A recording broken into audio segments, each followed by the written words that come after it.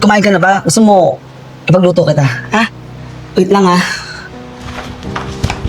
Tigilan mo yung kakasali dyan sa contest na yan, ha? Wala kang napapala dyan.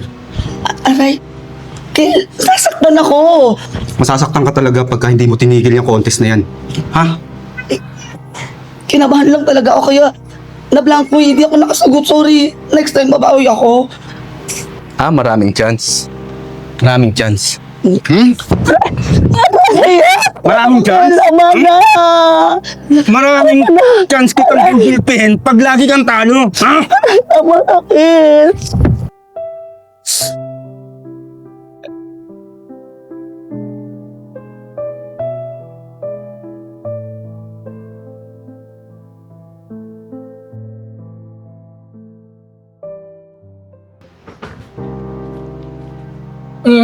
Bayad mo.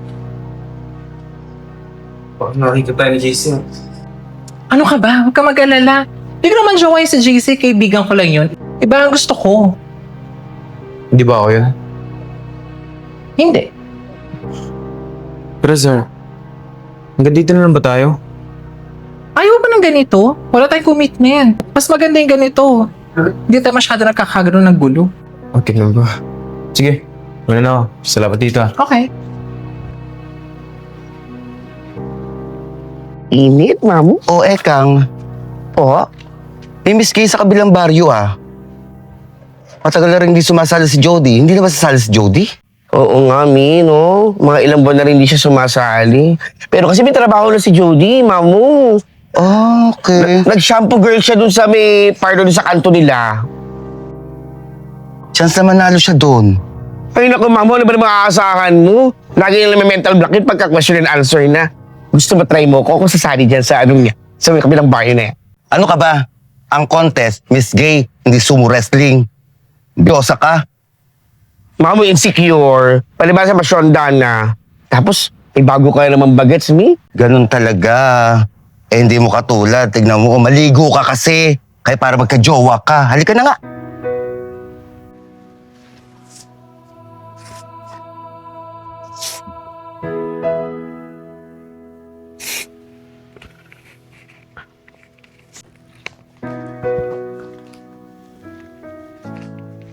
Babe?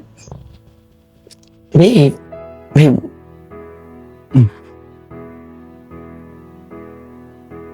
Maganda yung kitaan sa parlor ngayon. Tapos, dinagdagan pa ako ng boss ko ng bonus kasi maraming customer eh.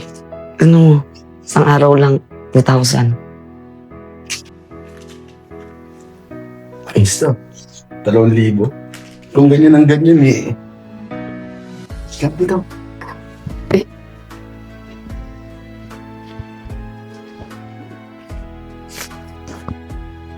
Di ba? Ang laki. Ano, tara na? Mag-base muna ako. Na! Tara na!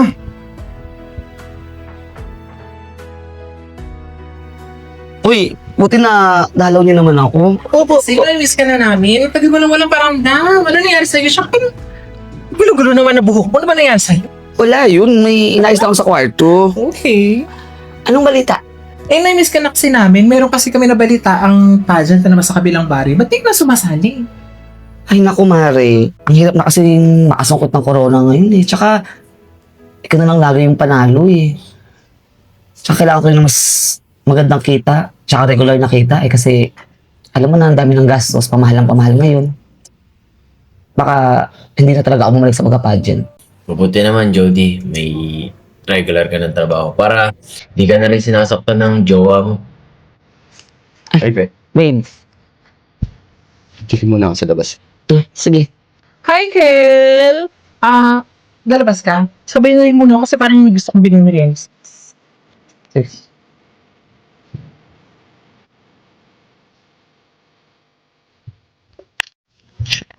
Mabuti naman. Happy na ako ngayon. Kasi di ka na sinasaktan ni Kel. Oo nga eh. Medyo matagal na rin yung huling pananakit sa akin. Baka nga nagbago na talaga siya. Mabuti naman, Jody, kung ganun. Basta, andito lang ako, Jody. Mula noon hanggang ngayon. Sasandalan mo. Oo naman. Matagal na naman tayong magkakaibigan, di ba? Tsaka, Salamat sa mga payo mo sa relasyon namin ni Kel, ah. Lagi kong matandaan yun. Uy, Kel! Wait lang. Oh, kamusta na kayo ni Jody? Ito, ayos naman. Tsaka may trabaho na rin siya sa parlor. Mabuti naman kasi parang wala naman kasi siya talagang swerte sa pageant eh. Tsaka madalas wala kasi siyang focus. Madalas din doon nakikipaglandian lang sa mga lalaki. Sa tingin ko nga lang din ha, yung kasi JC kasama namin kanina, parang may something din sila eh. Parang nilalandi rin yung si JC, hindi rin ako sure. Ganun ba? Uy, Kel, mga ano oras umuwi si Jody? Madalas hating gabi na eh. Pag nabuboring kami sa naman, chat mo ko. Yakagin mo ko, chat tayo. Sige, pwede naman. Thank you. Tara, sabi na tayo mo eh. Bumalik pala dun. O sige, tara na.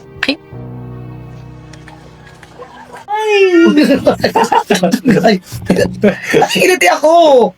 Tama na! Tama na. Bawal. Bakit kita kaya ako? Jody, halika. Halika sa taas. Wait lang. Dali mo. Ano nangyari dun? Hindi ko nga rin alam eh. Pero tingin pa lang nangyari tayo.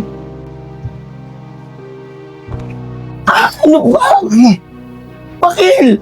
Naglalandi ako kay JC? JC, walang landian, ano ba? Naglalandian kayo. May nalaman ako. Hindi nga totoo yan eh. Kailan ko nalaman yan ha? Kay Sam! Hindi totoo yan. Hindi Sisinungaling ka pa! Ano na yan? Totoo. Ayoko sa lahat yung niloloko ko. Alam mo yan, Jody, di ba? Di ba? Wala nga, hindi nga totoo yan eh. Kahit patulino pa ako dito, hindi totoo yung mga sinasabi mo. Wala akong nilalandi, wala namamagitan sa amin ni JC. Ano ba? Tama na, kinasasaktan na ako. Tama na. Totoo yun. Niloloko mo ako? Ha? Di ba sinabi ko sa'yo? Tigilan mo yung contest niyan. At saka wala pang nanloloko sa akin. Ha? Ayaw ko sa lahat. Yung niloloko ko. Ha? Pag nalaman ko niloloko mo, papatayin kita. Papatayin kita. Ha? Tama na.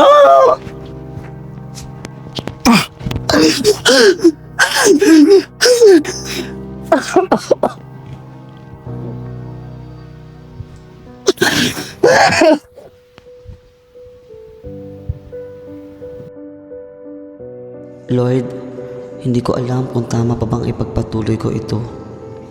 Pagod na ang katawan ko, ang isip ko, at ang puso ko sa mga ginagawa ni Kel sa akin. Hindi ko alam kung mahal ko pa ba siya o takot lang akong maiwan mag-isa. Patawarin niyo po ako kung hinahayaan ko mangsaktan ako. Bigyan niyo po ako ng kalakasan upang patuloy na lumaban sa hamon ng aking buhay. Ang lahat ng ito ay samot dalangin ko sa ngalan ng iyong anak na si Jesus. Salamat, Panginoon. Salamat. Uy, sis, pasensya ka na. Diyos ko, ang dami ko kasi ginagawa. Marami akong sasabihin sa'yo eh. Kaya tinawagan kita agad. Tukol ba saan to? Tungkol sa mga pinagkasabi ni Sar. Nandito tayo sa simbahan. Baka pwede doon natin pag-usapan sa parking lot. Sige. Yan, dito, baka pag-uusap tayo na maayos. Aray. Ay, dandahan lang. Sorry, Mari. Oh, bakit masakit? Kasi may pasadyan, tinakman ko lang ng concealer, siya kayong mga sa mukha ko. Siyempre, parang di makita ng ibang tao. Ikaw ha, mawawala pa ako ng trabaho sa'yo. Magsabi ka, makikinig. Ito na nga, Mare. Pero matagal-tagal na rin ako hindi sinasaktan ni Ken. Nakita sila ni Sar kung ano-ano mga sinasabi paninira sa akin. Kesyo, may relasyon daw kami ni JC, nagalandian daw kami, niloloko ko si Kel. Kaya super galing niya sa akin, nasaktan na naman niya ako ng grabe. Halos mapatay niya na ako eh. Natatakot na ako sa kanya. Hindi ko maintindihan kay Sir kung bakit niya ginagawa to eh. Grabe naman si Sar. Titingnan mo siya parang hindi niya sasabihin yung mga ganun. Akala ko pa naman, sister natin siya at gusto ka rin niya manalo. Hindi ko rin alam kung anong gusto niya mangyari. Pero, alam mo, kailangan, ito, yung hiniram natin sa kanya, ibalik na natin at ayoko nang magkaroon ng utang na loob sa kanya. At baka kung ano pang magawa niya at ibalita kay Kel. O sige, Mare. Bibigyan ko agad sa kanya para wala ka siya may sumbat sa akin. Maraming salamat, ha. Ikaw na nag-abono ng 500 na inutang ko. Iabot ko agad sa kanya. Okay lang yun. Basta huwag mo nang sabihin kay sir na binanggit ko sa ito, ha? Oo, sister. Makakasahan mo ko. O siya, baka hinahanap na ako ni Kel. Kailangan ko na bumalik ng bahay, ha?